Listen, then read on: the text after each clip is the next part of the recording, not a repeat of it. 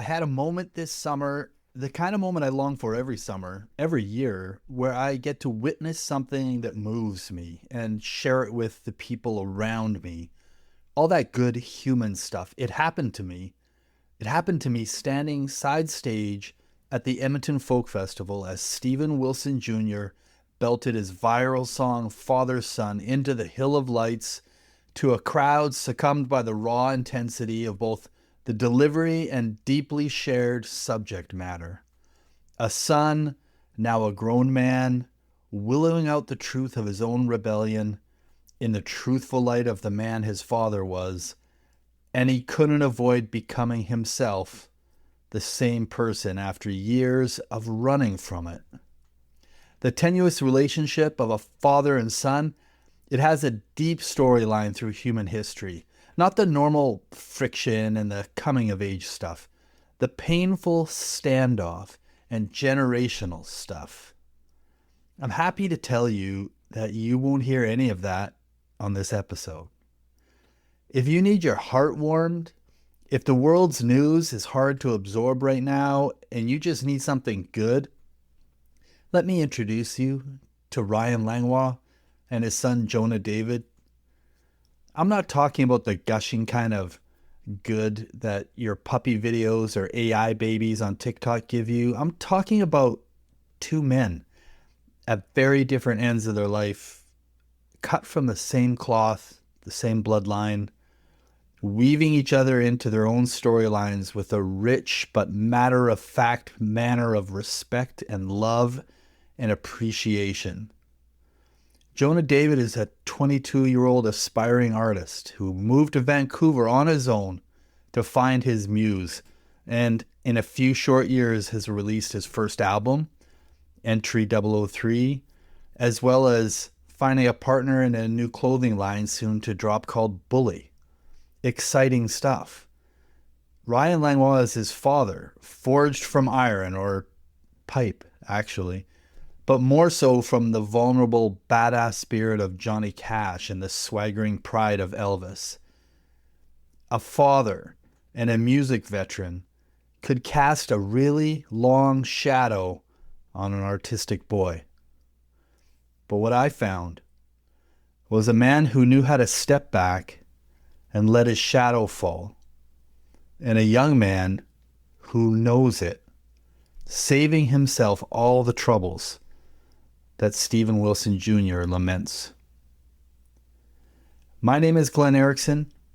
This is Almost Famous Enough. Thanks for spending your time with us. This is Ryan Langlois and Jonah David.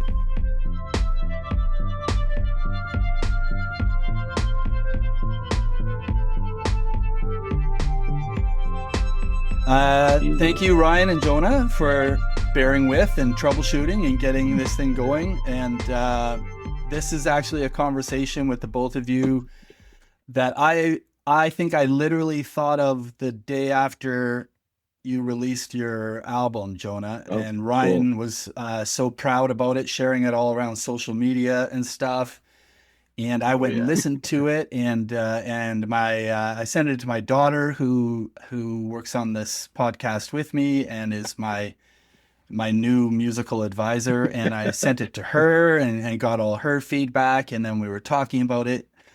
And up to that point, I mean, all along, I've just been one-to-one with people on here, right? Just direct conversations about people's careers. But I just had this like flash in my mind, being a dad myself, and this thought of like one person in a later stage of a music career and one person at the early stage of a music career, father, son, all that stuff. And I thought this would just be a different conversation that I think would be really awesome to have. And just knowing Ryan and knowing how, pretty transparent in life and everything that you are, I assumed you probably would be Yeah. Yeah. good for it and down for it. Yeah.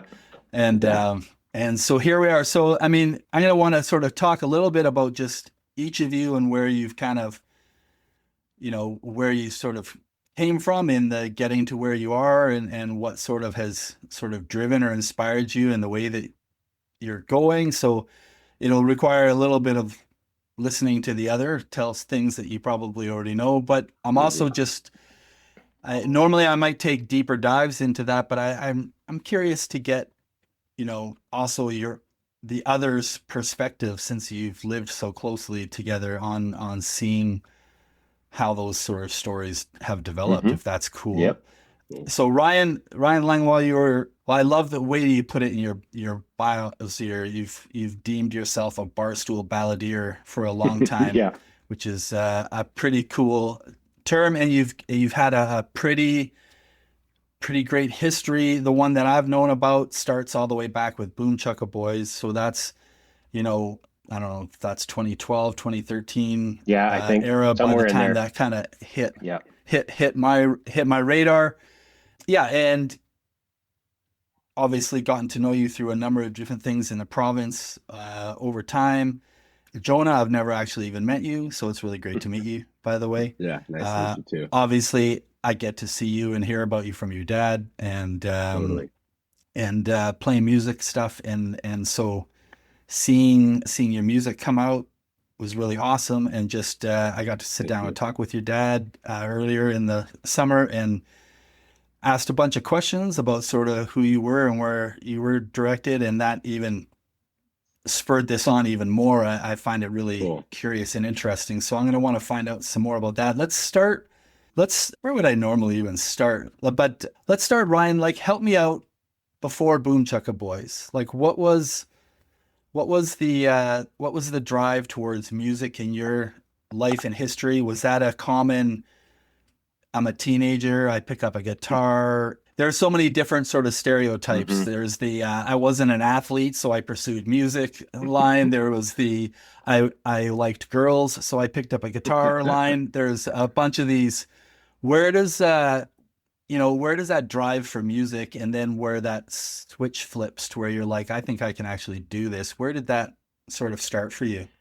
It started, I guess, relative to the general story, quite late. I didn't play music growing up. Was around it. It was a big part of my family, but not performing or instruments. Music was a huge part, and my dad was very musical, but wasn't a normal part of life. It was, pretty much only around the campfire when the stars aligned that he would pull out a guitar and at family reunions, which was a huge part. Like my family reunions were full of uncles and aunties singing and playing the fiddle, and we had a songbook, and it was a huge part. But I didn't.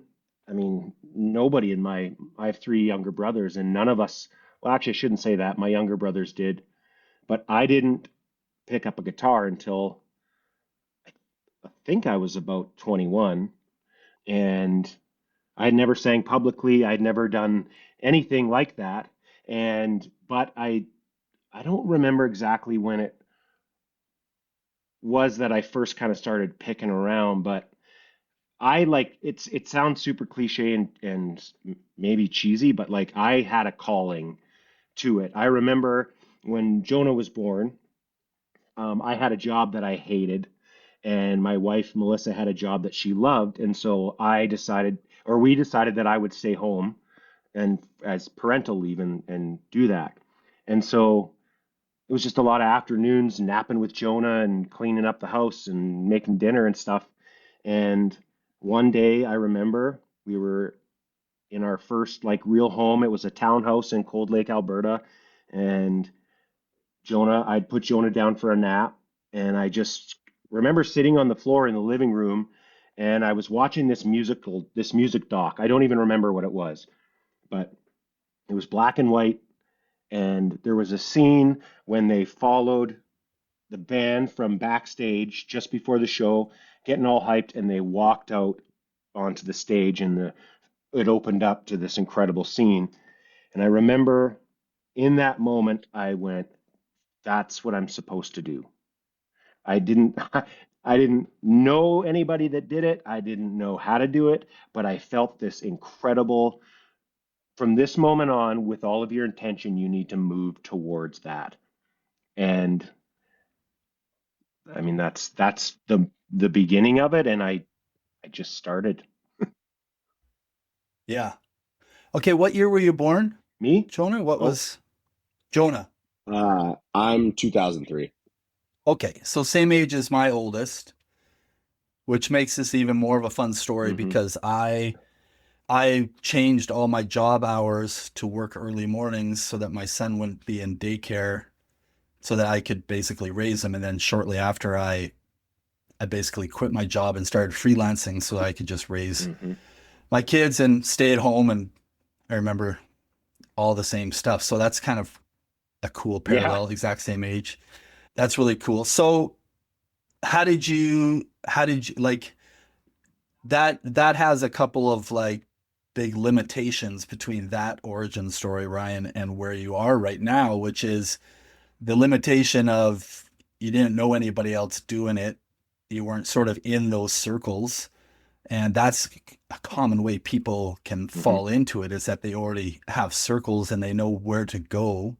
And geographically, Cold Lake, Alberta is not very connected. It has limitations. Yeah. Yeah. So how did you take that feeling and that sort of calling that you had, and how did you take that and start moving it in a direction that you could actually like get some traction going? Well, I remember I didn't really know how to play guitar properly, so I remember my wife and I were attending this tiny little church that's set up in a coffee shop every Sunday, and there was the guy there, the music leader. He was a very talented guy, and he just happened to be starting a little studio, and he needed business cards, and my wife was a designer. She could do all that stuff, so she basically said, "Well, hey, I'll design some business cards for you if you will give Ryan guitar lessons." And because I knew, I mean, if I'm going to do this, I got to know how to play guitar.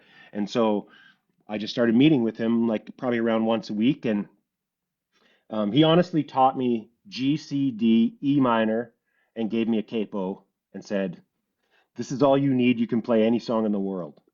And so I was like, "Sweet, this isn't as complicated as I thought." And so I started playing. Um, I started playing in church a little bit, singing in church a little bit, and then, you know, eventually I remember there was an open mic that had started in Cold Lake.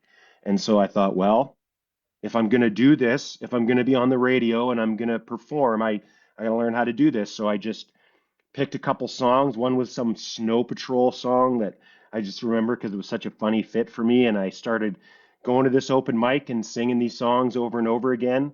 And I started, yeah, I just started taking every opportunity I could where I was to do it. And that one thing led to another. And then this was in the hey, I just so enjoyed you and Shayla's conversation, but it stuck out about the American Idol thing because I did Canadian Idol 5 times, like because I didn't know what else. There was no other. I didn't know what else to do, and then all of a sudden there's this opportunity, and so I was like, I'm just gonna go do this, and I went, and I so it was like even that.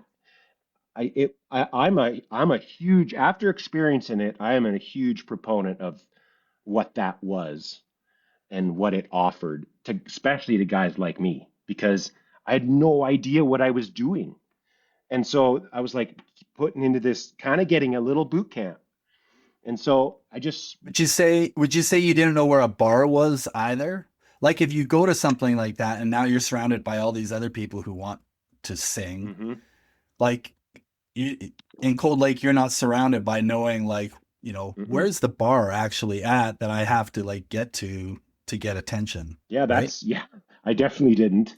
And but I knew I had some inherent talent because I could carry a tune and do all that, but I just went in completely green. And I remember, oh man, like that first audition, like everybody know, I think probably at this point knows you got to go through the all the levels. And I remember I got past that first level the very first time, and they put me in that room and they put me on camera, and I looked like my head was going to explode. Like it was just beat red. And yeah, and I just honestly, it was just everything, like everything. I could do to do it. And I kept actually like speaking it into life too, because I remember I would tell people, it's like, I'm going to be on the radio one day. And they'd look at me like, okay, you're a you're a pipeliner. What are you talking about? I'm like, no, I'm gonna. So, anyways, I just kept, and like I said, I went to Idol like I think it was 4 years in a row, and eventually I got to the golden ticket and went to Toronto and got on TV, and they did the whole profile. They came to where we were living at the time in Pierceland at my mom's acreage. Jonah was just a wee baby, and they came and did the whole Yeah. like family thing and um, The the whole backstory. Oh backstory yeah. and but even then I was like I just didn't I was just playing when I could. There was really nowhere to play, but Canada Day would come around and so I'd go get on the stage at Cold Lake Canada Day and I just kept Yeah. practicing and working and I started writing and truly I did it because I felt like this is what I'm meant to do and intention is a huge part of my story, and so I just intention with everything, moving towards it. Yeah, I mean, I see that I never asked you about your beginnings before, which is like, over just drinks or whatever. So that makes so much sense to me, Ryan, in the sense that our major interactions were when you were in the Project Hmm. Wild program competing for the big money, and competed one year, and you're one of those handful of people that would actually came back and tried again after going through all of that, and ended up winning money the second year. So that makes a lot more sense. That kind of perseverance, which I have always felt is probably the most important character trait of an artist, is to simply persevere. Yeah. And if you want a career, at least.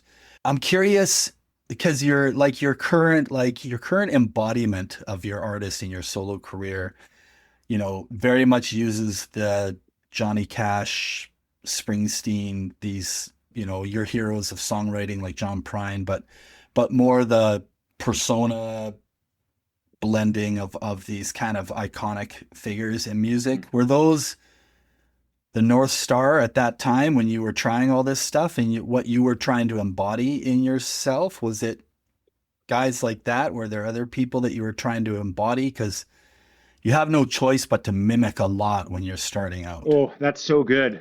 Mimic because I did certainly did not consider myself an artist when I started. Like that wasn't something I considered, and so I I kind of had to emulate or mimic, and I mean, Johnny Cash was the first one. I remember sitting in the bathroom at the acreage in Pierceland because the acoustics were great and working on one of my very first songs, and I just all I did was try to envision Cash singing it at Folsom Prison, and it was like, I guess I'm just going to try and do that. And Corb Lund was another one. He was one of the first artists that I just for whatever reason I mean I not for whatever reason he's incredible, but I was drawn to his songwriting, and so I would just kind of try and write songs that I thought Corb might sing, and then try to sing them. And Yeah. so those were the first. And Springsteen came later, and I grew up with Prine, but Prine's become such a huge part of my life over the past number of years, a lot more. I'm curious. I'm curious because on a couple of fronts, like people don't always get a sense of like the artist and at home. Like for example, we talk to artists all the time. You read their press, you see interviews on TV or YouTube, or um, and they're always asking about influences and stuff like that, right? Like Hmm. what were your influences, and then they talk about all that kind of stuff. And then if you really get to know people, that doesn't mean that they're necessarily playing music all the time at home, No, or like I think a lot of people might No, assume. So I'm curious, like no. Jonah, you grow up with this guy. Like, was what was the version at home of like music that was being played? Was he like, you know, trying to tell you what was good all the time and what wasn't good all the time? What was the perception of like musical influences you were growing up in the house? Um, I mean, I think I didn't even really have an idea of like what I didn't this sounds bad. I didn't really get to choose like what was good. It was pretty much like what my parents played is what I was listening to, and then just like black coffee or whatever, you just like start to adapt and start to like it. And I mean, another big inspo that I don't think my dad mentioned, but like Elvis Presley Yeah. was obviously a big one too, especially when it came to like my dad's performing. I think you can see it through just like the way he moves and how Yeah. intricate every kind of move can captivate you. But I remember like we had lots every year. There was an Elvis Presley Christmas ornament hanging up. But it was lots of just like Bruce Springsteen. My mom loved John Mayer, so like it was a weird little parallel. When Dad was home, it was like more rockabilly, country music, and then when my dad would leave and he would either have a show or he'd be at work, my mom would like play like John Mayer or stuff like that. And so I don't know. It just very much varied depending on who was in the household. But I think that I pay that all homage to like where my taste is at musically now, because I really just like got both parallels, and that just kind of helped me form what I enjoyed and liked. But with my dad just being at home, I mean, yeah, I grew up on all that stuff like Bruce, John Prine, lots of Zach Brown band, just all that stuff. So at some point you pick up a guitar, Jonah, and I remember, I know, Ryan, you shared sometimes on your social, you guys just plucking together or whatever, and just Yeah. playing around. But when did you decide yourself that you were interested in picking up the guitar, understanding all of this kind of stuff, coming up with your own things? I think it's kind of like my dad. I don't really remember like a specific moment. It was a little different with my dad because to me, like when I started to get to the age where you start to like conceptualize everything that's going on and like form your own thoughts and opinions, I was just like music was just like a form, a way of life. Like it was just kind of what life was. It didn't feel like anything special. So for me, it was just like listening to music, singing the songs. That was just what we did. There wasn't Yeah. really anything special about it. And so, I mean, I was just pondering while my dad was talking about him picking up a guitar. The first time I can remember was actually in our condo in Sylvan Lake. I loved Justin Bieber growing up, and he had this song called Die in Your Arms. And I remember, I think we had like this old black guitar that I think my dad bought me. And I was just sitting in my room, and I don't know whether or not, I know my dad came in to help me, but I think I YouTubed lots of it too. But I just like started learning like plucking single notes, basically, not even strumming, but just like single notes to that song. And I think at that point, when you're young, everybody's a good singer. So I didn't really think like, oh, I might actually be decent. I was just like, what we did, we just sang and we enjoyed music. And so I would just pluck songs and sing along. And then, just like one thing after another, you just Yeah. start to learn a little bit more.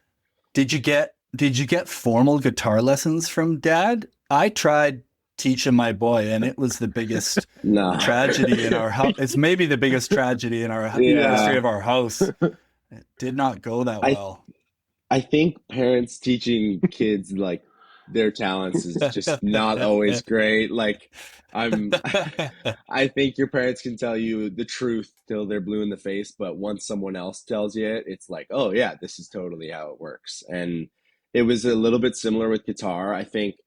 But my parents, bless them, they put me through a couple lessons. I remember when I started to really want to like elevate, when I started to learn chords, but when I really wanted to like figure it out a bit more, I got put through a few lessons. But to be honest, the biggest thing was just like watching YouTube videos and just like seeing how people strum. That's still how I learned all the instruments I play today. It's just like, what song do I love? How is it visually played? And I'll learn it. And so, because of that, there's a lot of lack of like technical knowledge that I have. I'm now growing into it. But back then, it was just like watch YouTube videos, songs I love, and then hit record and play, basically. Yeah. Yeah. I mean, Yeah. that's so common. I mean, um, Yeah. my boy learns everything the same way from that, which sometimes just makes me stop and think, like, how on earth did I learn at that Yeah. same age, right? Like I remember guys sitting with their VHS and recording music videos from the video hour on MTV or Much Music or whatever, and then hitting pause and hitting pause and hitting pause, and you know what I mean? And Yeah. actually trying to watch how some guy shredded out some solo or something, but did not have that sort of benefit whatsoever, which is pretty incredible to get a hold of. And Yeah. even just not even just the lesson part, but even if you think about like the equipment, the you can figure out how everything works, or people comparing different things on YouTube all the time. People love to do product comparisons and stuff for you. Like there's just so much advantage that way. That makes a lot of sense. Yeah. I also like the angle you said that, and I hear this. You hear this sometimes in houses, like, or sometimes rare times when you talk or not talk to, you don't get to talk to, but when like celebrities like have their kids start getting into something, like like Miley and Noah Cyrus being around Billy Ray Cyrus's stuff, and then Yeah. they say the same kind of thing. I like hearing that it can translate down to Sylvan Lake, Alberta, that Yeah.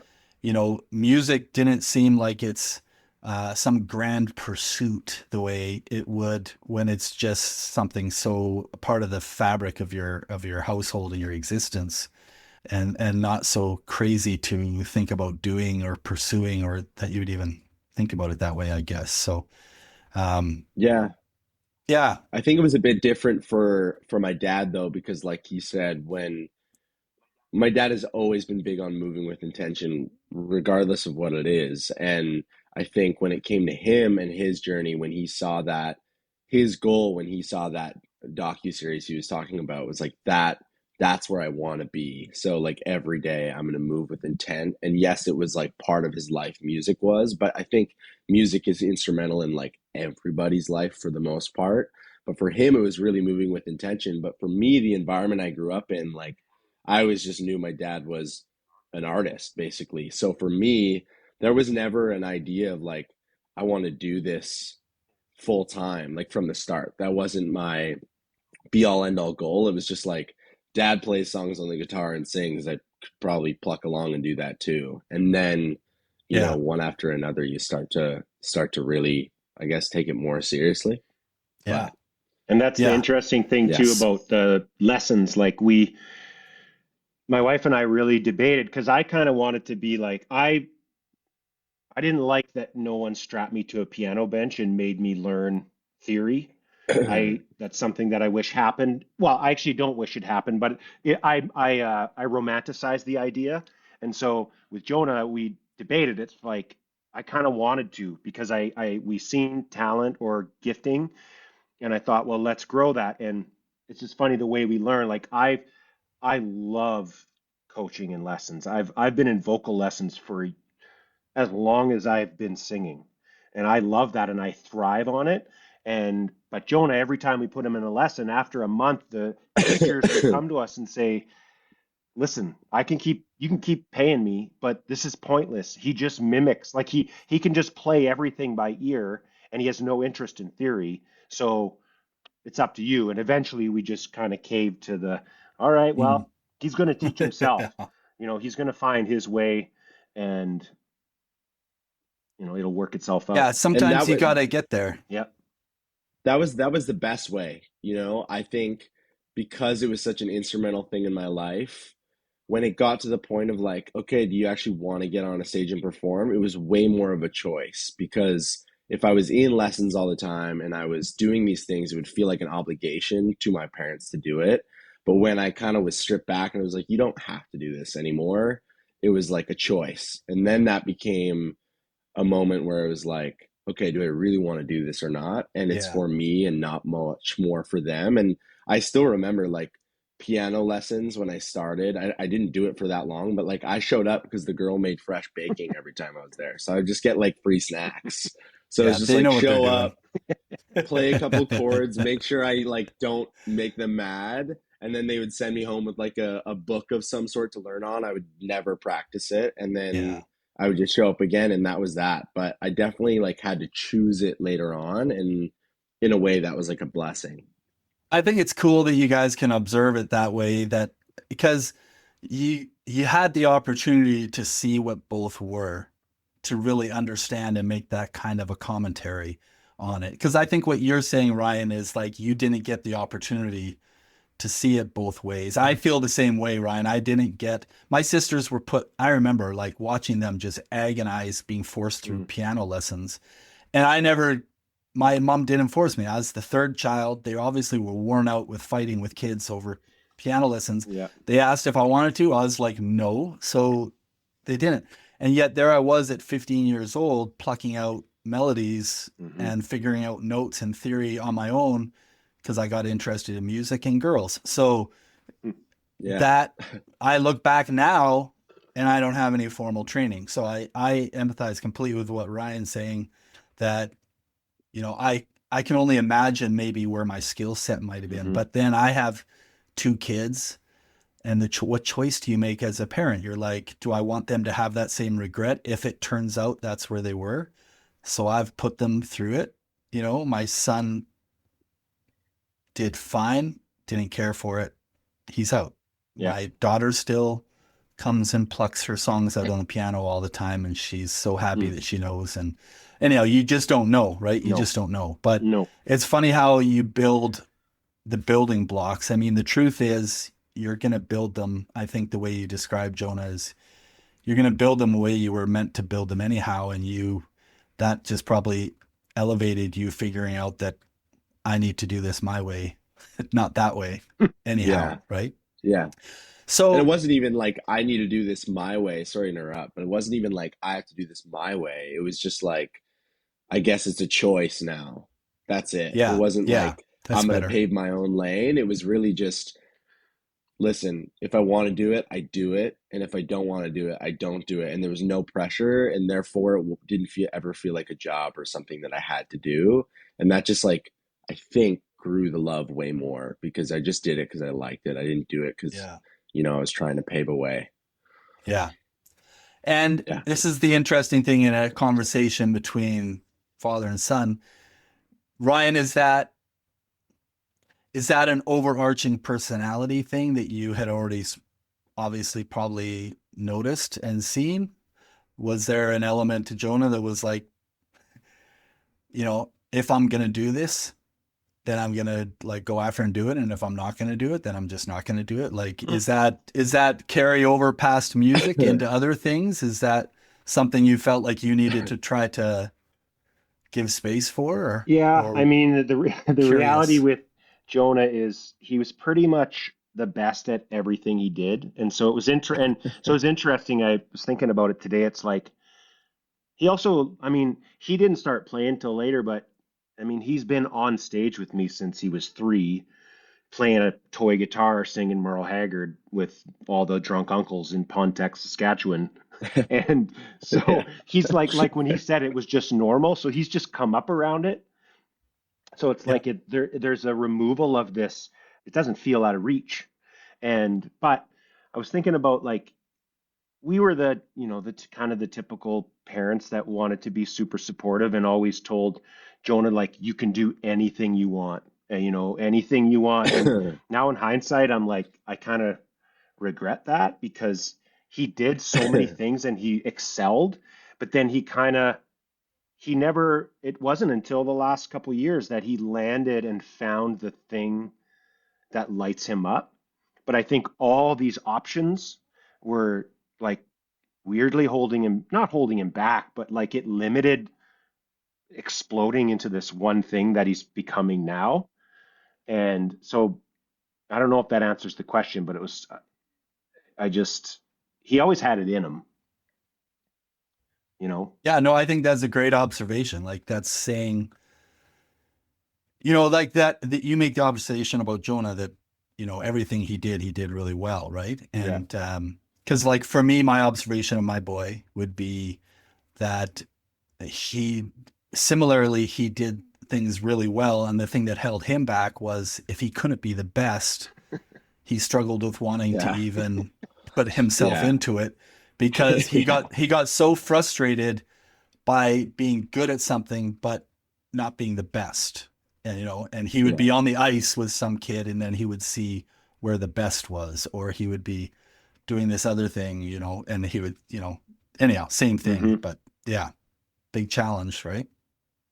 So let's Yeah. For sure. like I said, normally I take a deeper dive, but I want to make sure I get through a bunch of stuff together. So Ryan, you're sort of like emergence into this. My assumption is Boom Chucka Boys is kind of your first like thing that you latch onto that starts, either you're putting out music and it's like getting attention or any kind of that stuff. Or am I wrong? Was there solo or another band stuff before Boom Chucka, or was that really the thing that Well, there started it for you? was a few permeations of the Boom Chucka thing. Like when we were living in Pierceland and Cold Lake, it was like Ryan Langlois and the Boom Chucka duo, or Ryan Langlois and the Boom Chucka, however many guys I could convince to play with me. And we would, so like this idea of it, again, we were in Cold Lake, so there was limitation to what was available, but I met some Yeah. amazing guys through church, and I would convince them to play with me, and we would do these little shows, and and I was so limited as a musician at like that I had to like lean on them, and so I had a drummer and a bass player specifically that played. We rarely had a lead, and but the bass player was so good he could play lead guitar on the bass, and so I just was like solo, and then he would do a 1 minute bass solo, and they used to get so frustrated. But I'm like, but I can only strum, and so that started. But it was, I mean, obviously it was the Boom Chucka Boys when we moved to Red Deer and Sylvan Lake area, and started that journey. And when the Boom Chucka Boys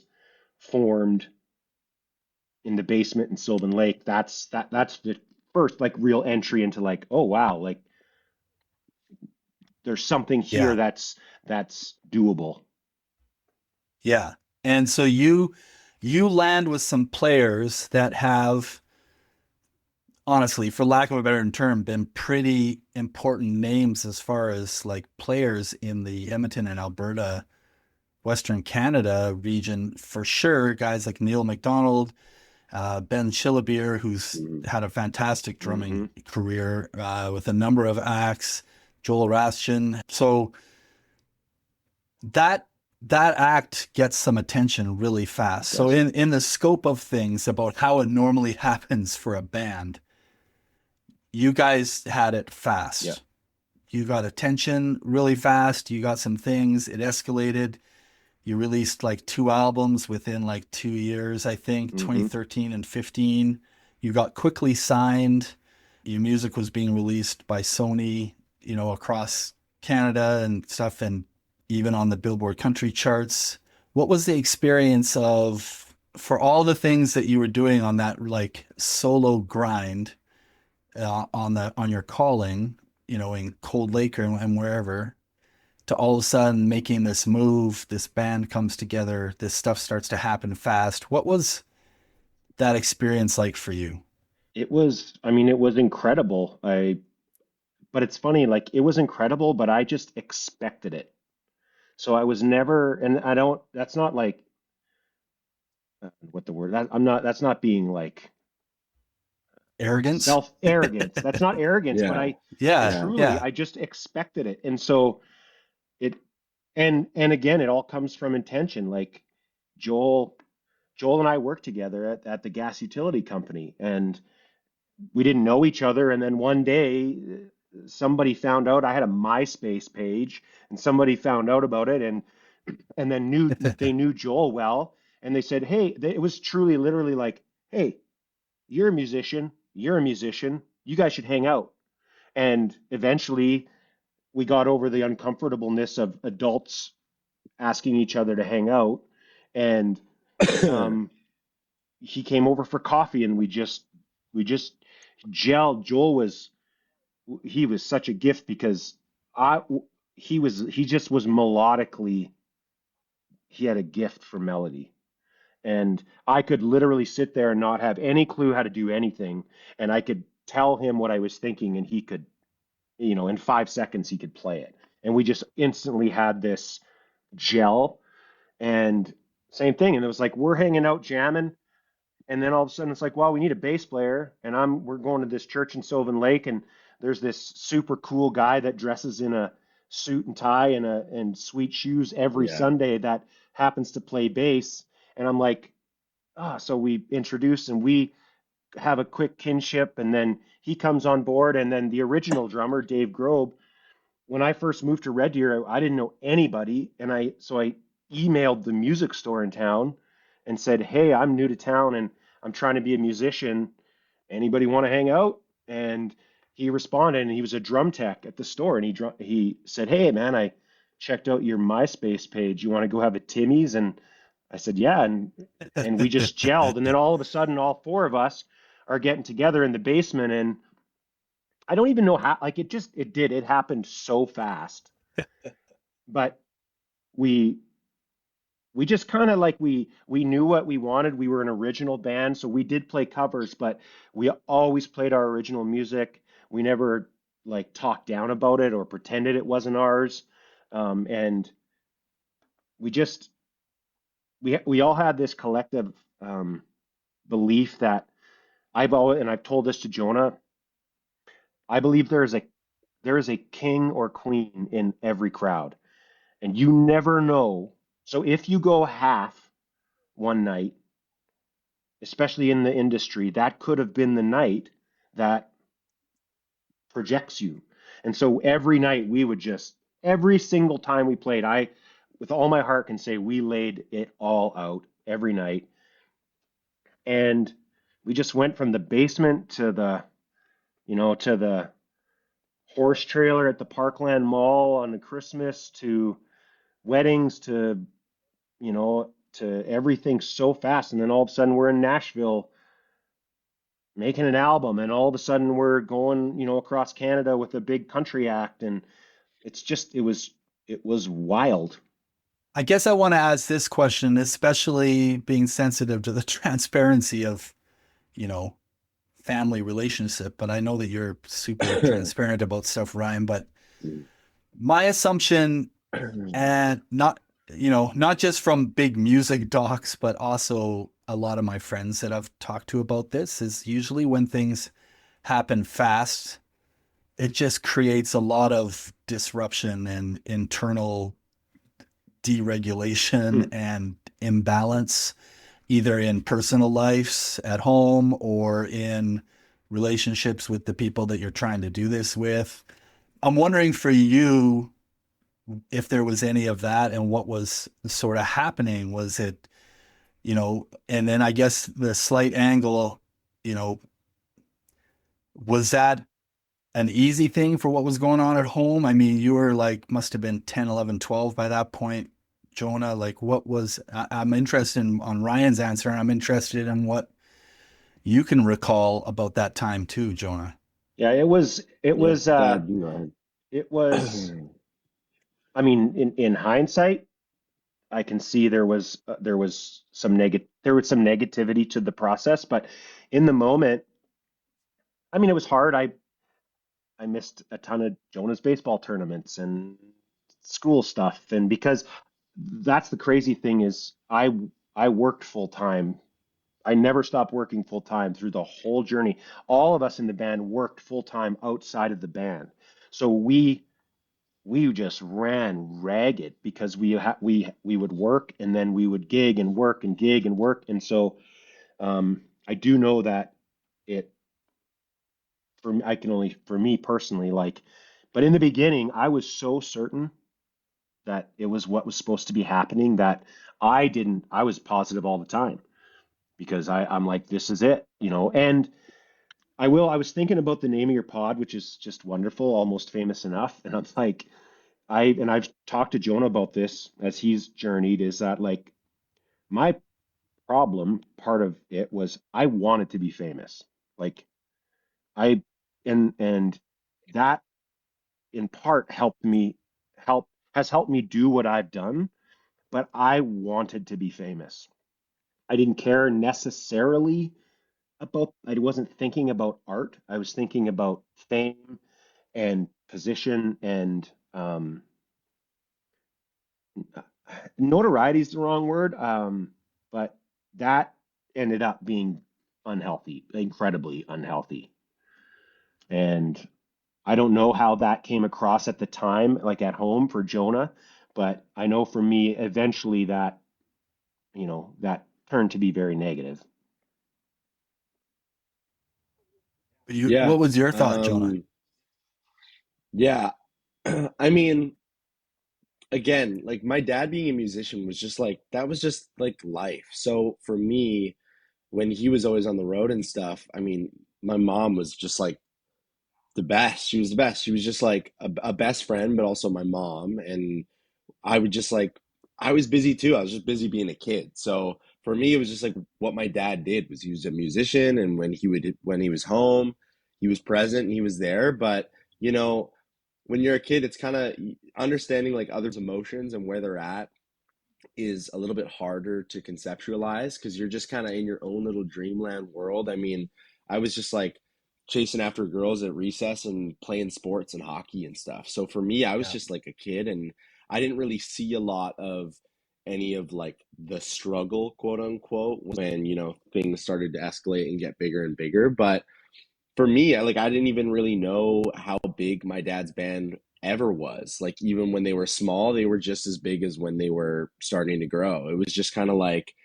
I would show up, see my dad play, no matter how big the show was or how small it was when I could, and then I would just like lots of the time it was like, man, let's watch and get through this because I want to go home and like go to a sleepover or something. Like for me, it Yeah, was yeah. just so instrumental in my life. I didn't really see the ebbs and flows of everything with my dad at home. And it really wasn't until when the band separated that then I started to like understand a little bit of where they're at. And it's actually now like years removed as I grow into being a young adult where I can, especially being an artist as a young adult, look back at the experience that my dad had and the separation and everything that came with that and start to actually understand what that must have been like. But when I was a kid, I was a kid. Like it was really Yeah. nothing, The honestly. pleasant oblivion, right? Of Hmm. being a Yeah, kid, right? That you're just kind of whatever's in front of your nose at the time and excites you, you kind of follow it. But I mean, exactly. there's an essence, I guess. Well, I guess what that tells me, you guys can tell me if I'm wrong. Number one is that Melissa did a great job of supporting you, Yeah. Yeah. Ryan, Yeah, she did the and best taking job. care of Yeah. you, Jonah. You can't do Yeah. that without a partner like Hmm. that. And No. it's funny because I was just talking with my boys in my old band, the Wheat Pool, and at the time when we ended, like one of the things that was heavy on me, and I didn't realize that they were seeing it, was like we had come off of a longer stretch on the road, and I came home, and my 6-year-old daughter, who's on the podcast with me, Alexi, it's a impossibly poignant memory of her jumping up and basically saying, "Are you done? Like, I don't want you to go away anymore." Yeah. And it's not even like I was like a heavy road band yet, right? Like we Yeah. weren't there yet. We hadn't quite arrived, but we were putting in a lot of the work, and we were going to Ontario all the time because that's where Yeah. a lot more success could happen. And we had this great luxury of some things that afforded us to tour there like 3 times, over being in Western Canada, but just meant more separation. But anyhow, that moment, but looking back on it, talking with the guys, I now realize like my kids are great. They turned out great. Like I think I was so worried as a dad and an artist that, missing those ball games or hockey games and stuff, like, are they going to be in counseling the rest of their life because whatever. But I love that you both keep sharing this word intention, because I know when I can look back on that because I was so intentional with my kids, right? And I've been so intentional with that relationship. And for them now to not have, they don't, they had a pleasant oblivion to it. They just thought that's what I did and it was fine and life was good and I wasn't taking away from their life. And it sounds to me, Jonah, like that's essentially what you're saying in your sentiment of growing up with all of that. Yeah, I mean, I look back at it now and I'm like, I mean, I'm exhausted because I'm pretty much doing the same thing my dad's doing, like just dedicating every extra hour that I'm not working to make the money to do it. Like I'm spending every hour Mm, doing that thing. And I can't imagine being now my age, having a kid to take care of at the same time. But I mean, I'll say this till I'm blue in the face. Like my parents did just a wonderful job of, my dad would like come back from shows and he's still working Acco Gas, but like he would always make time to chuck the ball around in the field. And like when he was home, he made uh intention to spend time with me because I know that was valuable to him. But I can't imagine like how exhausted he must have been. But at the end of the day, we still chucked the baseball around all the time when he was home, and we still, played the odd video game together, and we still did those things. yeah. And so I think when he was gone, it was just like, it's okay. Like he's gonna be back and we're gonna play again. So I never had that thing of like, oh, I just wish dad was like back home. Because for me, it was just when he's here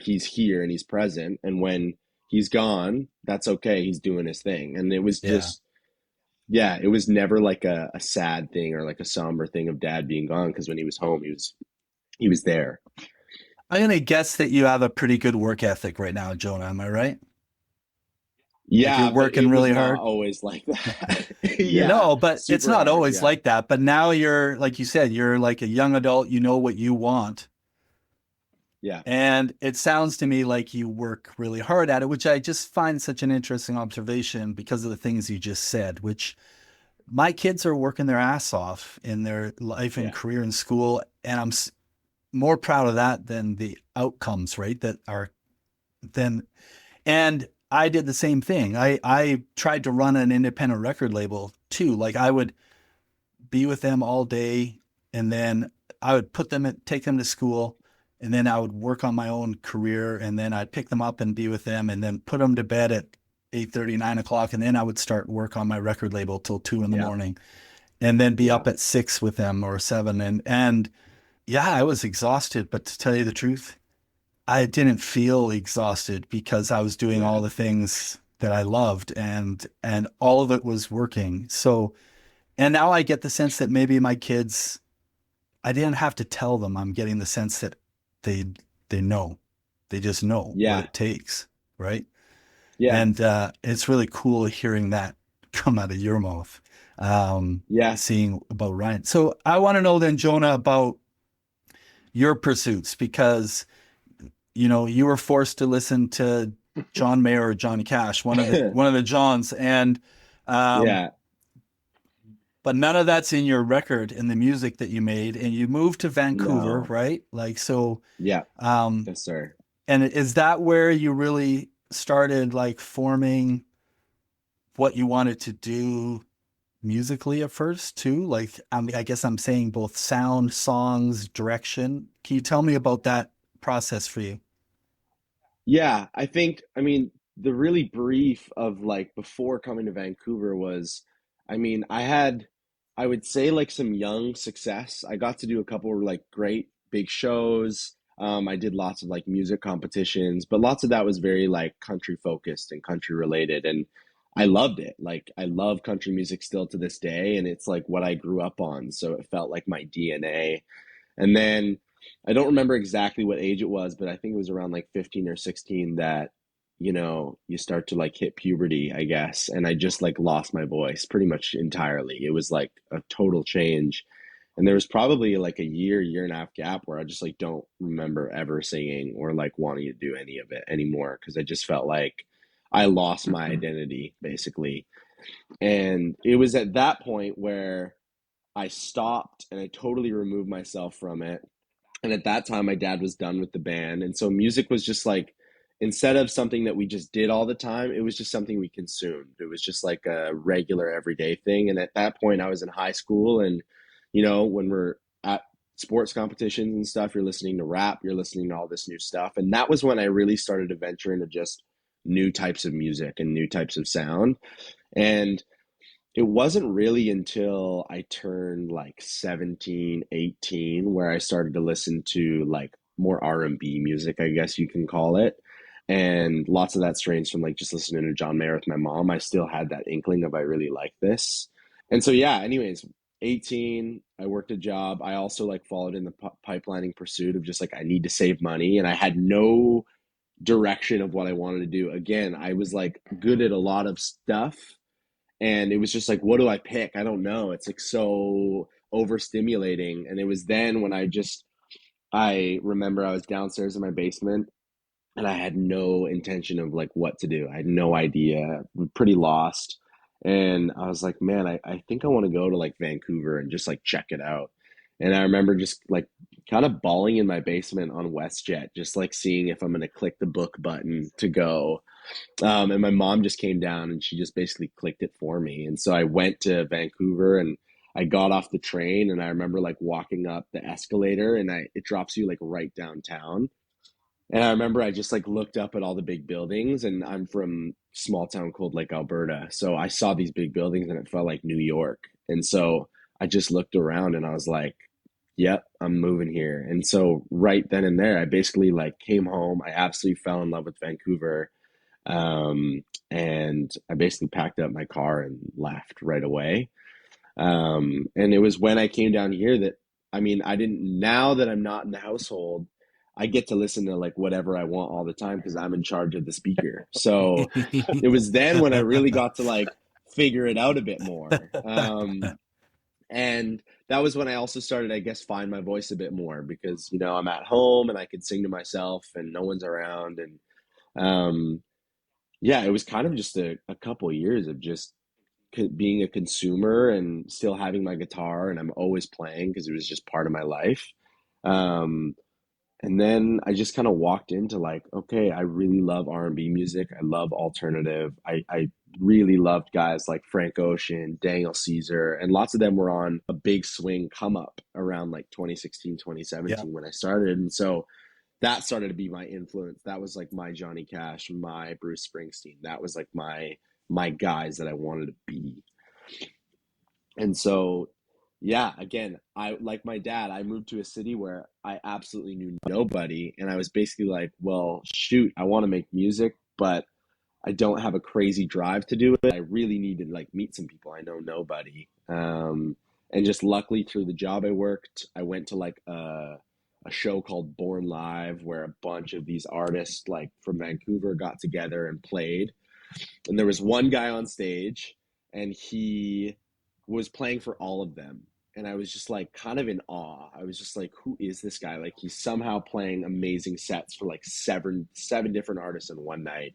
He mixed it all himself. He produced it all himself. I was like, I need to know who he is. So I messaged him on Instagram and he didn't get back to me. And I was kind of crushed. And then I messaged him again.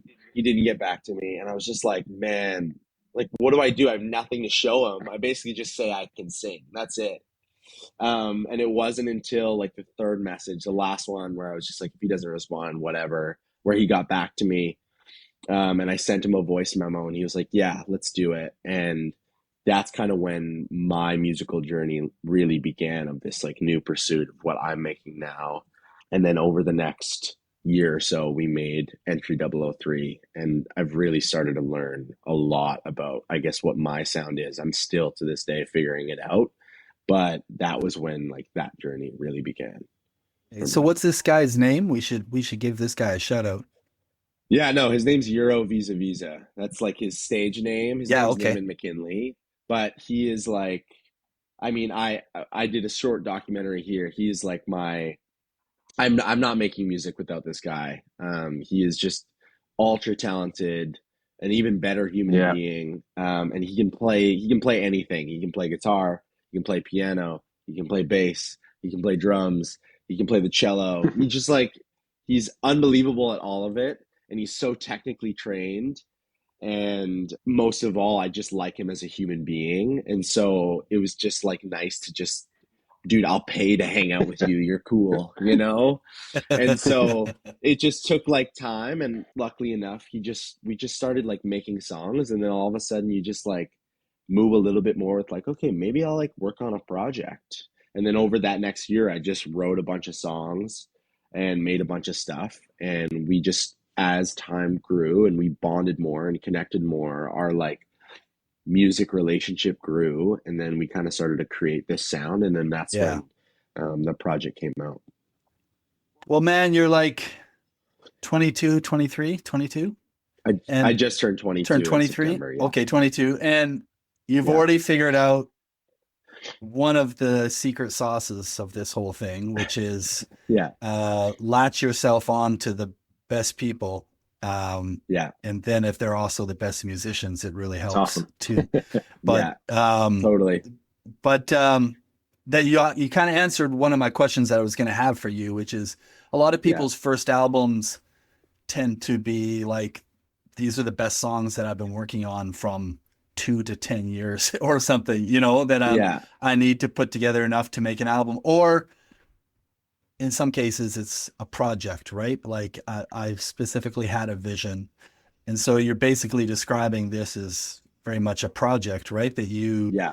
decided like, I'm going to try this sound because your record sounds incredibly cohesive.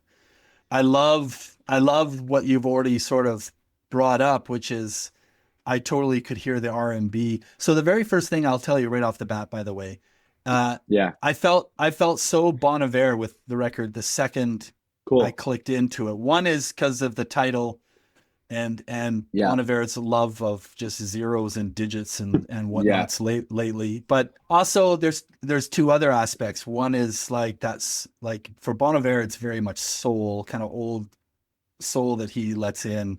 Yours was Yeah. clearly R&B, and my Yeah. daughter, who's way better with all of these than me, immediately was pointing out Daniel Caesar Yeah. um and then I was listening again in preparation for this, and I was like your song "Hang Time." I was like, this Yeah. is the kind of song that gets on those like sexy time playlists, and Yeah.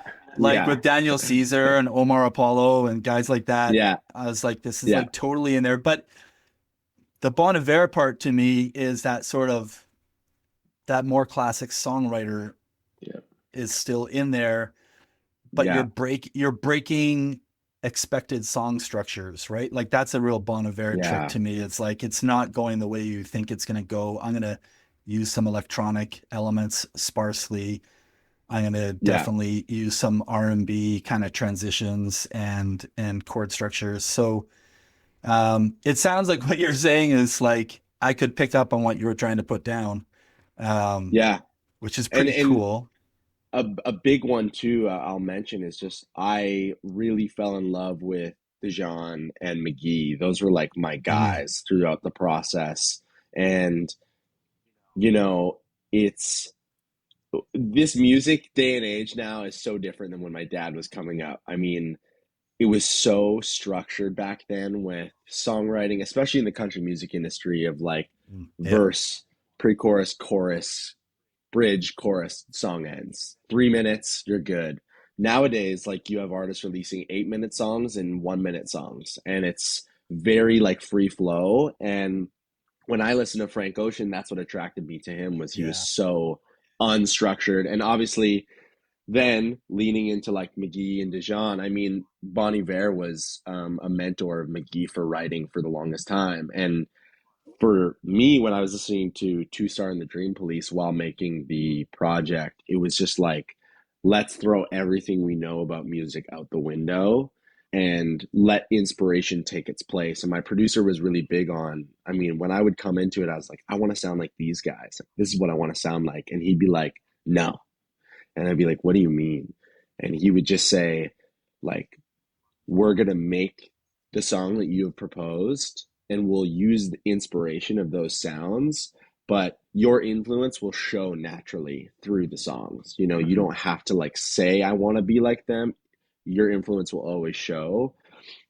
Just like my father did with all of his songs. Like you can see the influence subconsciously. And so while making the project, it was just like, let's throw structure out the window because that's what we're attracted to. And structure and influence will take its place eventually. So that's kind of how that fell together. Yeah. Okay, well, that's pretty awesome. How have you felt since putting it out? Like you spend all this time.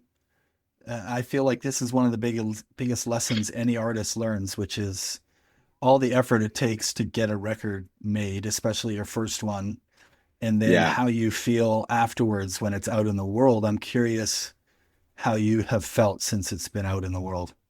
Yeah. I mean, I'm super proud of it now. I would say when I released it, I was like, please get this. I don't want to listen to this anymore. Like I was so sick of it because you listen to the songs over and over again and you're just like, I hate this song. I sound horrible. I never want to listen to this again. And, now being months removed from it, I look back at it with hindsight and I'm just like, man, I really am proud of how that came together. And just the fact that we just kept trucking along, no matter how like grim some of the sessions were of just like, oh, there's not a lot coming out. And yeah, just releasing this project. I mean, I'm just like I'm brand new, so I'm just trying to be a sponge and soak in anything I can. I'm blessed to have a bit of a social media presence, and that's really helped with being able to promote the project and through that. And I go down to LA quite often. My partner lives out there, and just being able to connect with other musicians and people in the industry, it all feels very exciting and new. But it's really nice because at the end of the day, I can like call my dad and just be like, I need advice on this, or what are your thoughts on this? And generally, like always, he'll give me advice, and I'll be like, yeah, okay. And then someone else will tell me, and I'll be like, oh, he was right the whole time. But that's been the process. Is I'm super proud of it, and I love it, and it's all very exciting. And the project is for some reason doing the best it has right now in the fall time, some time removed. So yeah, I'm really proud, and I'm just excited to like put out the next thing, and kind of still figuring out my sound as I go. But for a first project, I'm like, Yeah. I'm good. I'm proud of it. Yeah. Okay, I still want to ask you then about some of what's next and what you're doing. But Ryan, I just want to get your thoughts on watching that evolve over the last couple of years. Partially, it had to be from a distance, which I'm sure sort of influences what that response will be like. But even him saying he would call you for advice here, there, or stuff. I can only imagine just for me, wrestling with like how involved I might want to Hmm. really be and how much I might really want to help versus also knowing full well, you know, who your kid is and what you need to, what kind of space you have to give.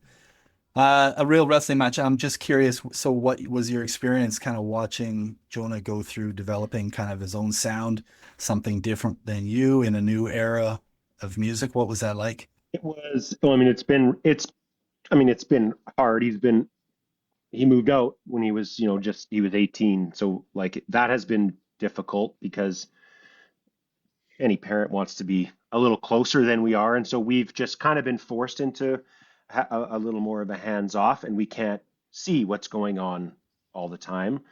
And so, I mean, that it is challenging. And I have, for the most part, really tried to stay out of it because, and I realized that, so well, actually, I didn't even know, I didn't know what kind of music he was making. Like, was it maybe a month before you released it that you showed me? Like, he didn't share anything. And that Yeah. Jonah is That's awesome. he's fiercely independent. And so he has wanted to, like, I'm gonna do this, I'm gonna do this. I, I not, I don't want your influence, but I want to do this on my own. And so I had to learn to, just like he said, it's like just not get my fingers in it. Because the Yeah. one thing I learned after we started talking about like how he was going to release the project and how they were making it is that my like skill set and the things that I've learned are so specific to Canadian country radio and the way that that industry works. Yeah. That's how I came up. And Yeah. so, and that is a very specific way, which I am now learning of doing Yeah. business. And the way it's done now, and especially in the world with that Jonah's operating, I mean, it's just, they don't care about any of the stuff that I cared Yeah. about. And so, but just saying that though, I have realized that even though the scope and like size of what Jonah is pursuing is a lot bigger than where I got or what I pursued. It's funny though, like the business is the same. Like the guts of it are the same. And so it has been awesome for me to be able to share that experience I had, because even though it's a little grander on his end, it's like it's we're go we've he's going through the exact same things that I went through. And it's funny because I remember when he finally showed it to me, I didn't know, I did not know what to expect. And so he sent me it, and I actually like thought I wasn't going to like it, honestly, because I knew who the artists that he loves, and I just I don't necessarily connect. And but he sent it to me, and I truly like, I was like, oh my God, like this is so good. I was just so, because like you said, Jonah, since he's very little, I've believed his calling was as a writer. And I thought, in my head, I was like, he's gonna write books. That's what I thought. And maybe someday he will, but he didn't like to read. So I was like, oh, dang it. But now when you listen to the record and I've watched him, at his core, he's a writer. And so Yeah. when I heard the songwriting and all that, I was so proud and was like, oh, it's in him, like songwriting and also like, I mean, played a huge part, but like simple melodies, because I just thought I wasn't going to be able to connect. And then all of a sudden I'm like, wow. But this is the funny thing of the different way of doing business. When I heard it, finally, I'm like, holy dude, this is really good. You need to like slow down your release schedule and like put out a single and promote it like crazy. And I'm like, what if we did like a song a month for 6 months to get the algorithm cruising? And I'm like implementing all these things that I should have done. And he's like, well, no, I'm just gonna drop it. And I'm like, what do you mean? He's like, yeah, on whatever date it is, I'm just gonna drop it, and I'm not gonna tell anybody that I'm doing it. And I'm like, and I was like, oh man, that is like, and he's like, and we talked, and I'm like, what do you, and he's like, that's in my world, this is what artists do. Like we just put it out and people find it or don't find it, like it or don't like it. And I was like, oh my goodness. And Yeah. but it's finding it's that's the thing. Yeah. It's finding its people. And oh yeah. We're That's perfect. That's the moment. That's the moment I would have identified with, Ryan, which would be like all of a sudden being hit with like it's good, and then all of a sudden all that music business training would just like overwhelm me with like you have to do this right and you can maximize all your opportunities and leverage all these things. And I totally get what you're saying. My biggest mad respect though to you, Ryan, about being able to take your hands off and not get involved was when I was asking you about all this back in summer when you were down here playing with Murdoch. hmm And you said you had flown out to be there with Jonah, and you said you just you were there to just make sure the fridge was full and Yeah. and the hugs were available. yeah. And I'm Yeah. like, I know we don't usually it's just such a mature thing to do. It really hit me when you said that, Mm. man. Like I thought that was just a really cool take. So tell me about a little bit what's next, Jonah, because like yeah, Ryan had just told me like I think your vision in your life is more than just music and it's art, and you're going down to LA and you met somebody down there, Hmm. which gave you more reason to go down to LA. Yeah. Who's Yeah. also involved in music, I think. Yeah. So what's sort of the grander picture for Jonah David? I think, I want to actually bring it back to when my dad was talking about when he was moving with intent with the band and things started picking up. The biggest thing was like wanting to be famous. And I actually, in the process of making my project, really struggled with that because I also was like, I want to be famous. Like, I want to do this and I want to be famous. And it wasn't until around when I was going to release the project that I kind of had this aha moment of like, actually, like, I'm good. I don't really like that's not my intent anymore. I really found falling in love with the process way more than any other like bells and whistles that comes with it. And so to bring it back, I mean, my intent switched so much. And it was almost like now I just want to create. And now my work ethic has never been higher because it's really just what I love. There's no expectation with it other than someday I want to do this full time.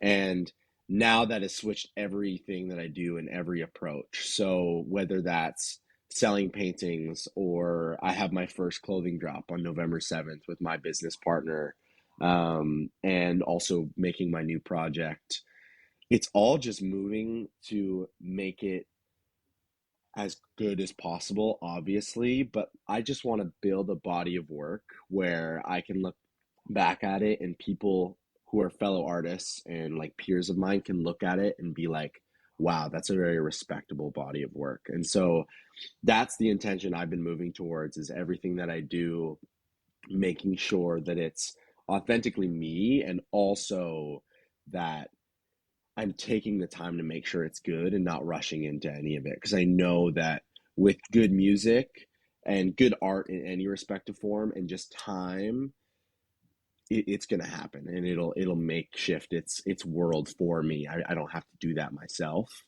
And so right now it's just focusing on the next project. I guess I have a studio session right after this call.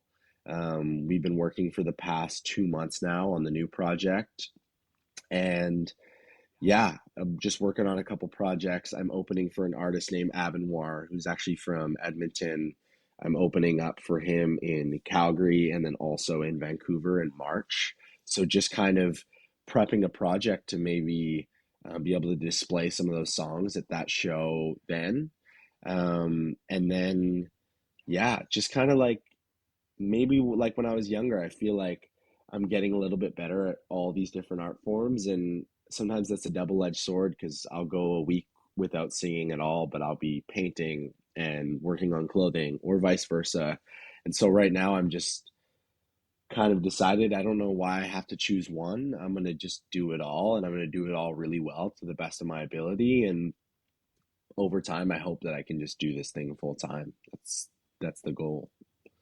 Yeah, I think that's incredible. I mean, I don't think you have to choose one. I don't know. I get that there's a pressure out there that makes you think to really be successful that Yeah. you have to sacrifice something to choose one. But again, like, yeah, the tongue in cheekness of my podcast name about fame is as much tongue in cheek about success and the fact of like what actually defines success for you, like what Yeah. actually is successful. So I think that those are great observations and great reflections on your own. So you also talked about a clothing drop, which I'm going to want you to send me the links and stuff for after so I Yeah. can put it in the show notes and all that. But Yeah.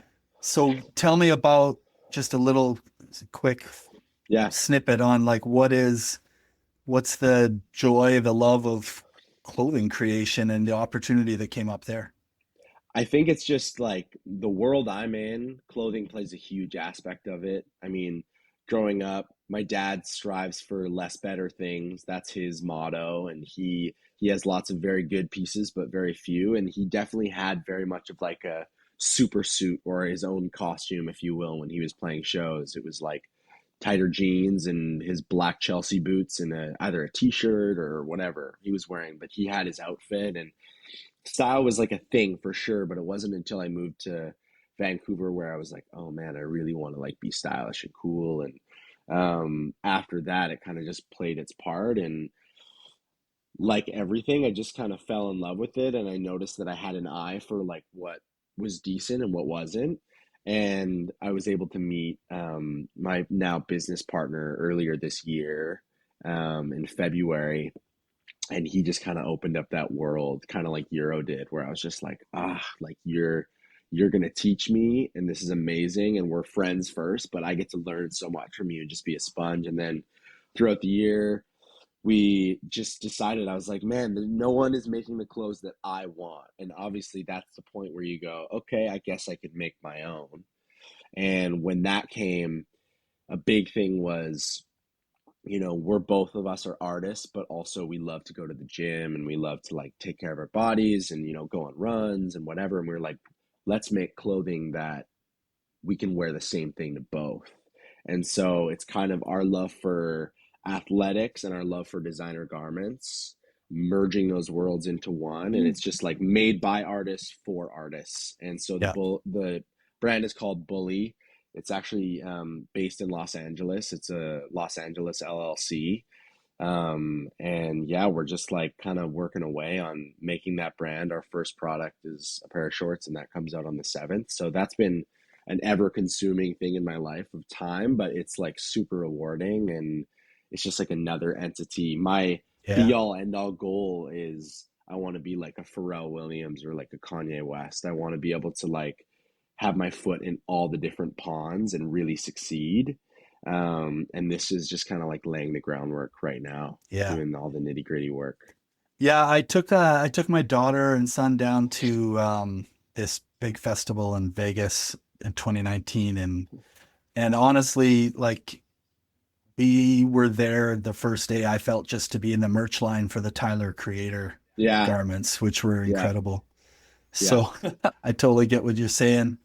I think it's so interesting, and I'm sure Ryan, you totally know what I mean by this too, right? It's just when people like you have a calling, you said, Ryan, when somebody feels like that thing that we would call artist inside of ourselves, we're inspired by something. And art is really just finding a way to take that thing that's inside of us.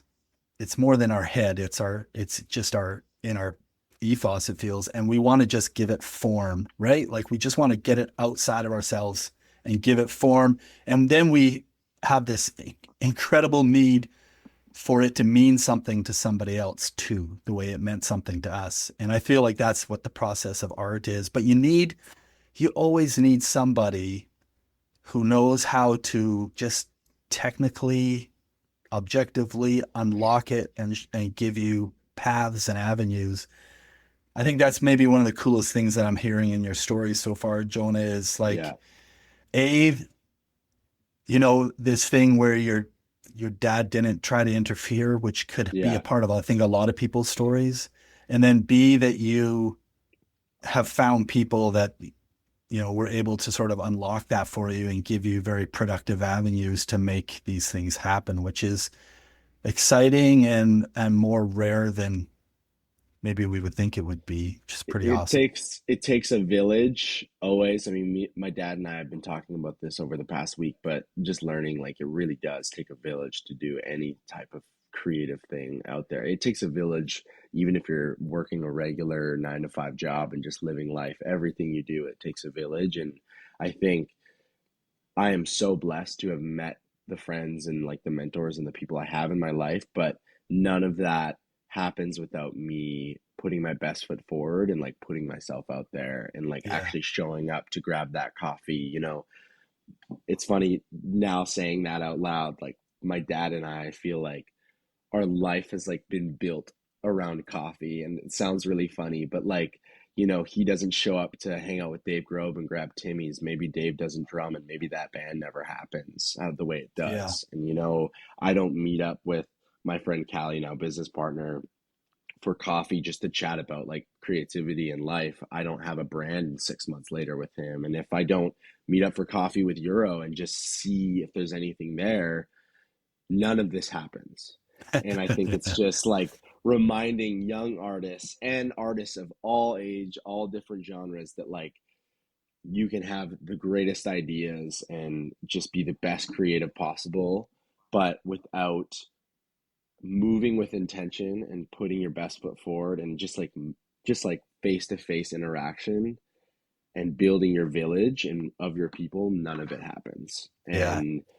And you're slightly arrogant to think that you can do it all yourself, because it Yeah. just genuinely, it doesn't work that way. It just Just doesn't. go get the coffee, get it going. Yeah. Get I get was a good laughing coffee. actually when Ryan, when you were first saying that line, I laughed because I just thought like the music scene in this country almost feels like it was built on like we grabbed a Timmy's and then we went and did a thing. You know what I mean? So anyhow, it's kind of funny.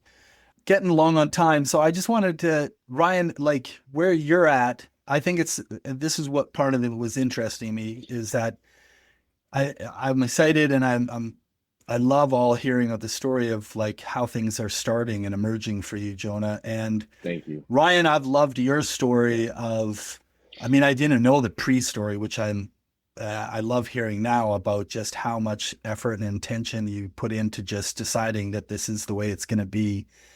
But, you know, the Boom Chucka era was kind of fast and over in a pretty short window. And then you moved on to solo work. And I mean, you first entered Project Wild in 2017 is when I first saw you solo and was struck with, you know, it, and I feel like charisma isn't even the right word. I feel like there's just something else that you have. It is charisma, Ryan, but it's like it's like an honesty that I'm almost scared to look a person in the Yeah. eye with. Do you know what I mean?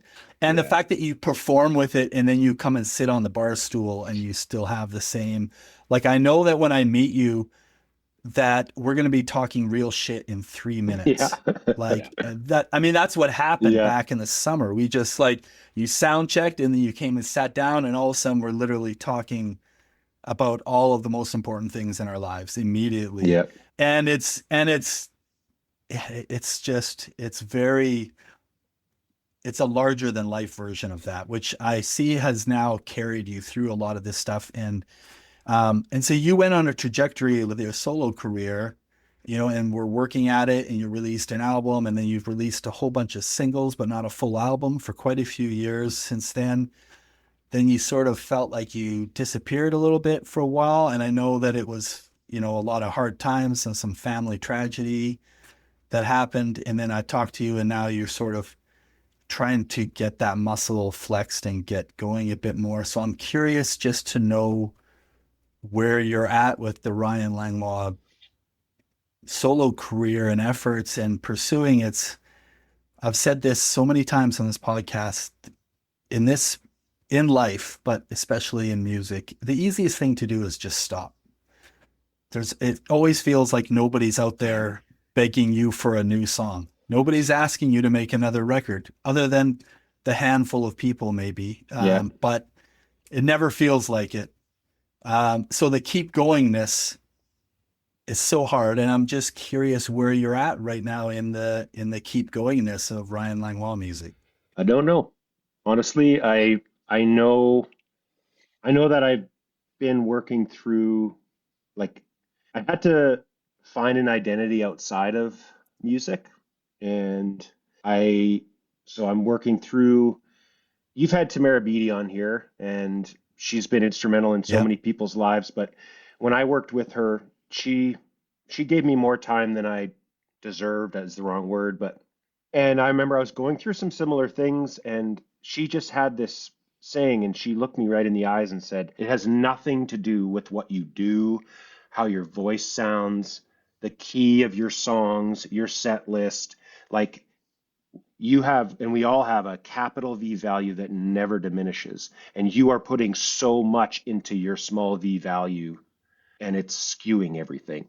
And I have just, that has stuck with me forever. And it's something I'm working through now, continuing to not believe because it's true, but aligning myself with that capital V value instead of the small v. And it's been it's a challenge because I I like to perform. I do like to be on stage. I'm a little more scared of it now than I used to be, but moving forward, I'm just gonna just I shared this with Jonah the other day, but I'm like I'm gonna follow my peace instead of feeling the need to like zoom all around looking for something. If I moving forward, if I don't have peace, and so just taking it truly like day by day, month by month.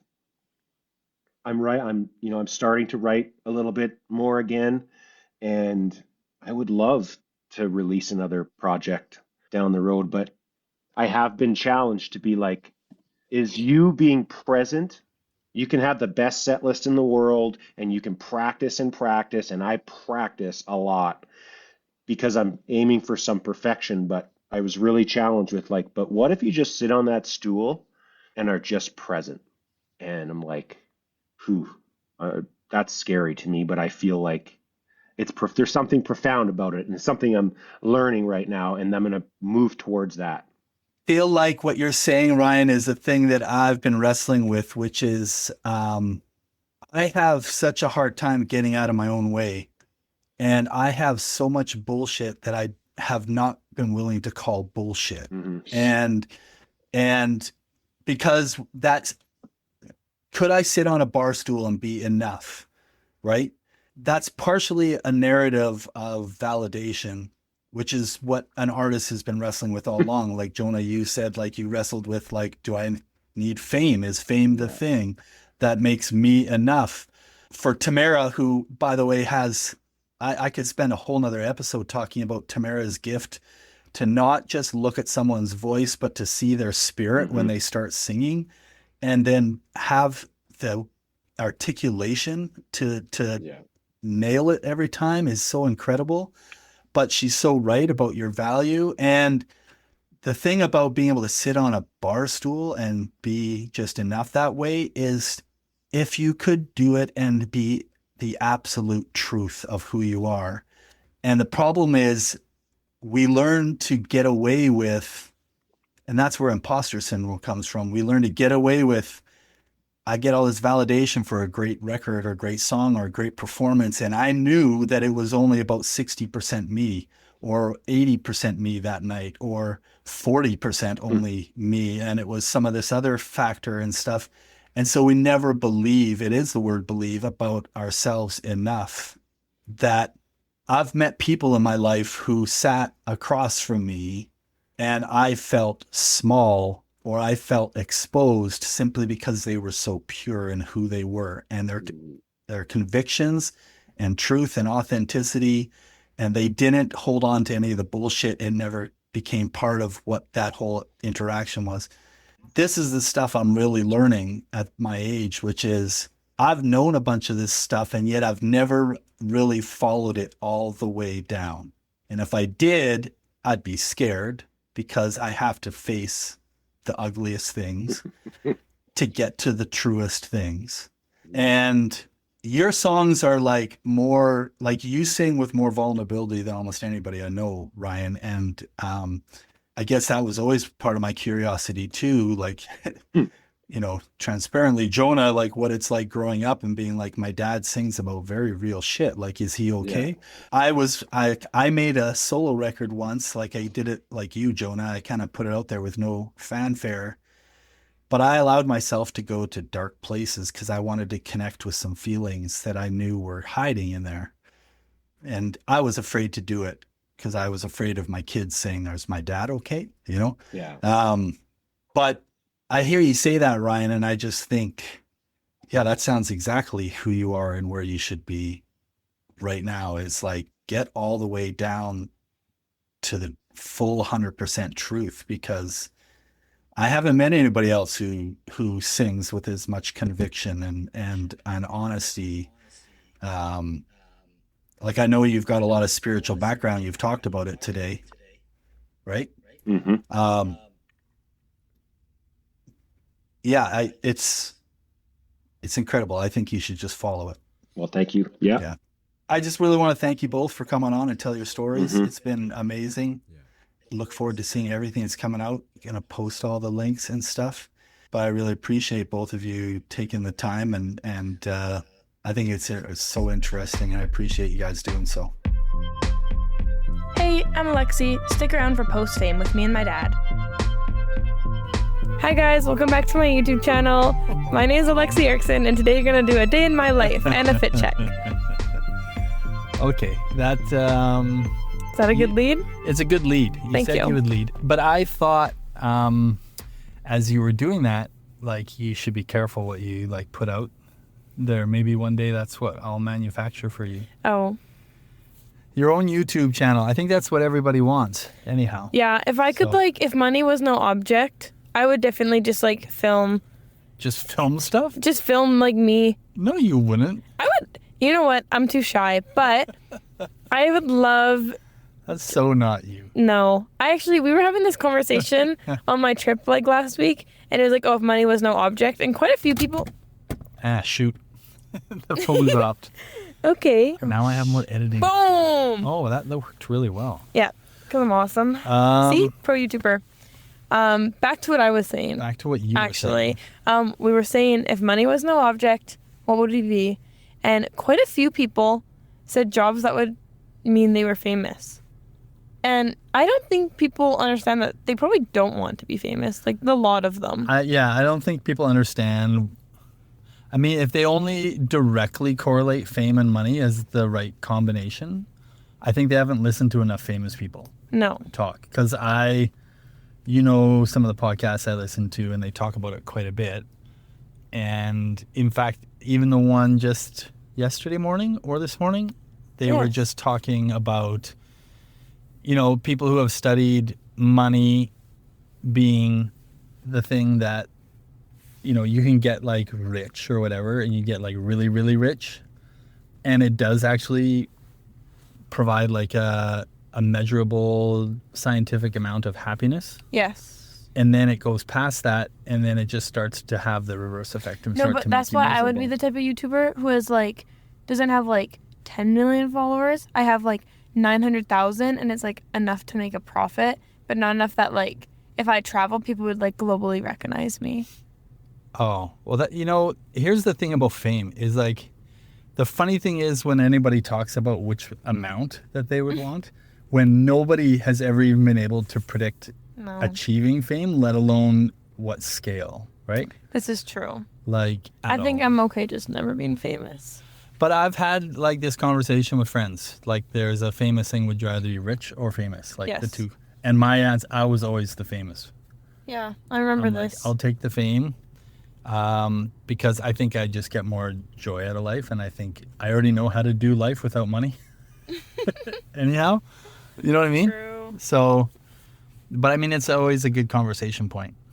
Anyhow, so we're sitting under the green glow of a Sobeys, which we, for some reason, decided. Restricted private parking, might I add? No, that's that one spot, maybe. No. But maybe the whole thing. But maybe the whole thing. But nobody's here. And we decided some reason this was better than a Dollarama. But which we just traded one green glow for another. Yeah, we definitely did. And we decided that it would be fun to just record on our road trip to buy cheap treats tonight. So Yeah. here we are. Yeah. Following up episode 27. And I thought this one was fun to put right after the Weed Pool episode because that kind of broke the mold. Felt like a special version of a thing. I mean, this one did too, though.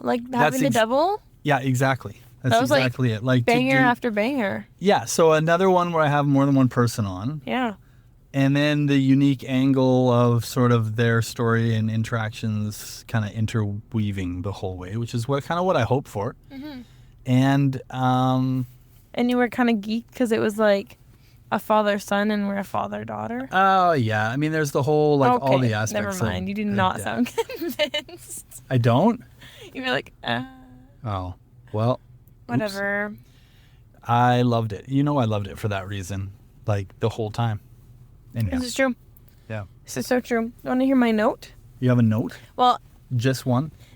That's all I get now? You get one note?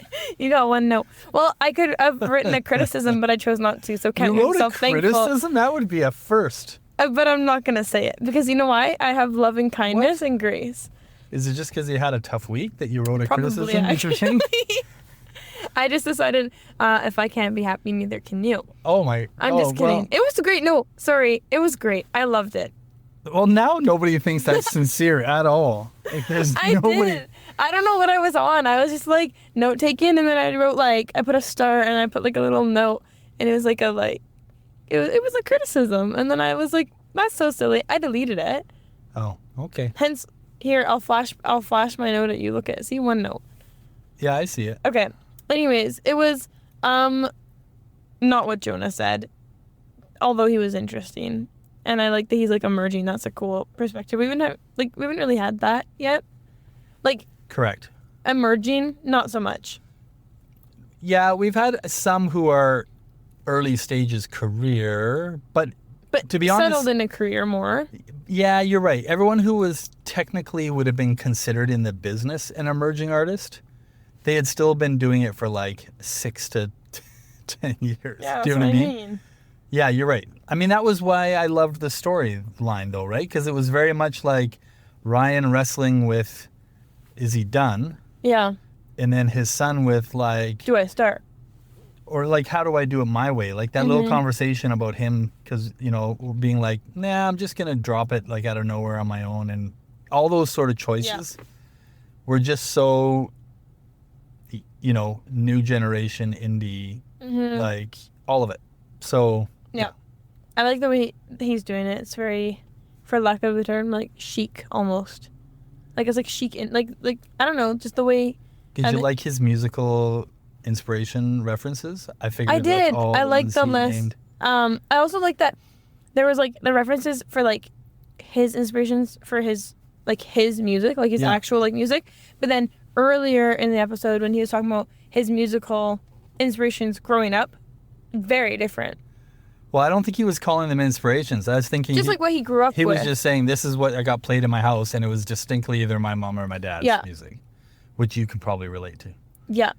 I was gonna ask like what Blue Rodeo for everything else.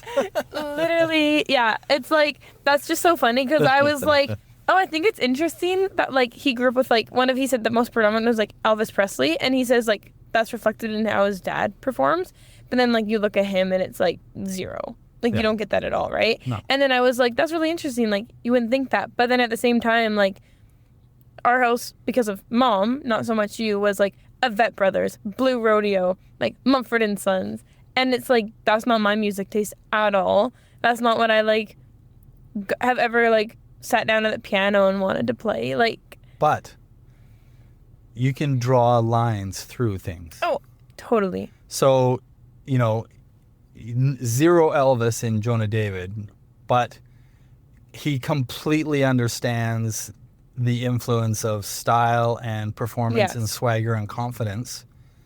And I'm pretty sure he carries himself with a lot of confidence and knows what is required when you step on stage as a result, because he saw it firsthand, right? Yeah. And you have no Blue Rodeo in you, or a Vet Brothers. But I love a folk fest. But you love a folk fest. So that's so there you true. go. I'll read you my note now. Okay. But I don't know. I think there's a lot of ways I could like talk about it and like go with it. But it was just that, how, not Jonah, his dad was saying that when he was like not up and coming anymore, like he was in it, he was like not thinking. He said, "I'm not thinking about the art anymore." Like the art wasn't his thought at one point. Like it just became like an unhealthy, negative, almost obsession to get like famous. Yeah. And then how it's kind of funny that like he was on your podcast named Almost Famous Enough, and just that comment. And I find that interesting because like, oh, so many things. It's just like I think so many artists and like people that you've had on your podcast can relate to that. And just like at some point, like even if it was like a slight pivot and then pivot back, like just like when you're starting out and you start to gain traction, like trying, like where's the line of like wanting. Don't you think most people won't be honest enough That's what I mean. as much as he was? And I'm like, I think everyone who is kind of setting themselves up in that career, like, even if they admit it to themselves or not, like, that's part of the goal, like, because that's how your music gets out there and stuff. Like, that's just such an integral part of getting big that, like, no one, though, has been like, yeah, I really wanted to get famous. Like, I really, because, like, even, like, Dan, first episode was like, here's how I worked so hard to, like, put myself out there and get my stuff, like, and he was alluding to, like, how to make myself famous, like, how to get myself out there so I'm famous. Didn't say it, right? But then he just comes and rips, like... Well, you had Shayla who said the exact opposite. She goes, like, I don't want to be famous. She goes, like, I want to keep doing this, and I would love to find people who appreciate what I'm doing. Yeah. Which touches on part of what fame comes out of. But, you know, she was very authentic in being the opposite, which I think is two versions of authenticity, which are really great to hear. Yeah. But it also, like, for the first time, made me kind of, like, and not in a negative sense, but, like, question the title or, like, the name of your podcast. Because if I was, like, an artist who was at, like, let's say Jonah's level or, like, a little bit above it, like, emerging, doing well for myself, and I think I'm on a trajectory to, like, do well and be successful, and then you invited me for an episode and I was, like, excited, but then, like, the name might, like, haunt me a little bit or, like, put me off, like, almost famous enough as if, like, I'm not there or I'm not going to get there or, like, I'm not enough. Like, I was just like, I wonder if anyone's thought that about the name. I think they have. Because remember... Which is the whole point. And Chris Winters, one of my first season guests, really good friend of mine, who and we talked openly about this on the podcast, we're going to potentially start this thing together. Mm-hmm. One of his challenges was whether that was the right name for the exact reasons you're talking about. Yeah. To which I was convinced it's the right name. Oh, I love it. And I completely agree that it might give some people some heat. And, you know, and other people feel like it's like just a great fit for them, which has to mean that other people would feel that maybe it isn't. Yeah. And those are the people less likely to say something. So I understand I don't have the sample size. Yeah. But that's okay to me. Because the truth is, I think the truth of the name is that it encompasses all of that. Yeah. Even if they think that it's not them or they don't fit inside of that skin or it might be a challenge to them, like, do I want to associate with that? I think the tongue-in-cheekness of it is that that's where everybody is at. Yeah. Like, the millions dollar earning artist can be in the same pocket of feeling that way or what they experience in their career as, you know, the person who just makes a few records and tours around a little bit and then quits. But the other interesting thing to that point about you saying, Ryan bringing that up, we had supper on Monday night, Ryan and I, and he was in town. And so we had supper, and most of our follow-up was actually around the Wheat Pool episode. Oh, cute. Because he had just listened to it. And he was making a lot of comments, observations, asking some questions. And you know, he kind of made a comment at one point about how obvious it was that we were a band that had meaning. You know, like the art. Like our songs meant something to people. Like, people keep asking for reunion shows because the songs meant something. Yeah. He said, you know, his biggest swing was with the Boom Chucka Boys, who got, you know, quick fame and all that, but they were, as he put it, and I may not say this perfectly, so I hope everybody takes what I say with a grain of salt.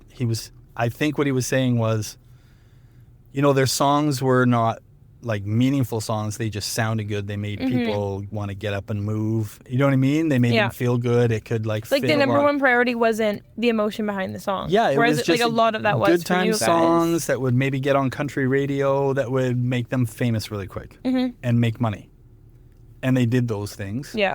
He said, but there's no reunion tour. He said for them, there's no, you know, people flying across the country because of stuff. He goes, so there's just that distinct difference. That's kind of another layer in there, which I found interesting because, you know, like for our band, I felt maybe I'm wrong. I didn't ask the guys this question, but I was the one maybe who wanted fame more than anybody, because Yeah. I care about fame. Obviously, we just played the game. Yeah. That you're famous. But yeah, so but in the end, like I knew like what mattered the most, like the thing I treasure the most is that value that the songs meant something to people and they meant the way they meant something to us. So you sometimes have to choose and sometimes you don't get a choice about which way it lands for you.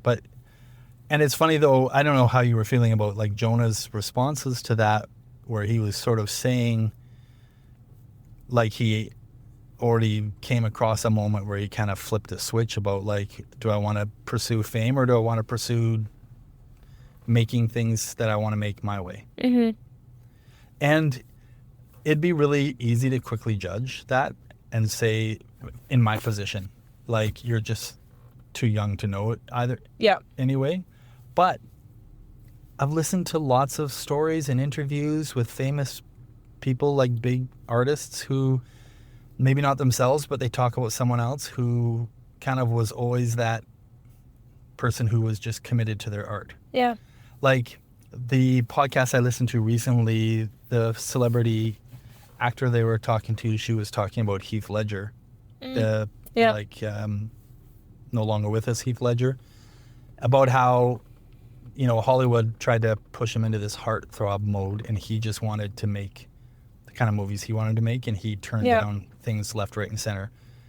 You know, and it's a special kind of person who makes that choice young, I think. And so I'm looking forward to seeing whatever Jonah can produce. Mm-hmm.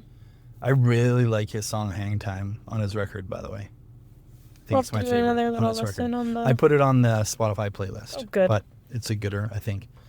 Yeah, so I really enjoyed having another unique episode like that, a different kind of conversation to have, and it kind of motivates me to look under more rocks to see what kind of different angles we could bring to the podcast. So I loved hearing another young adult, you wanted to say.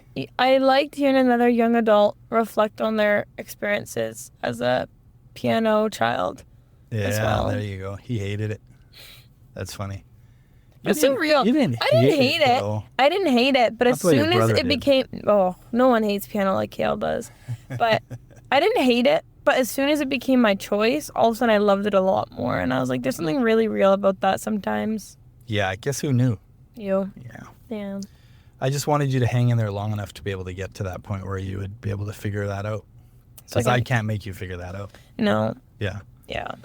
But that was a little bit forced because my story is I didn't get forced to do it. And you're sad about that. Yeah. No, I've had so many conversations with like my friend who was also in piano like since a young age, and both of us are so thankful we got forced.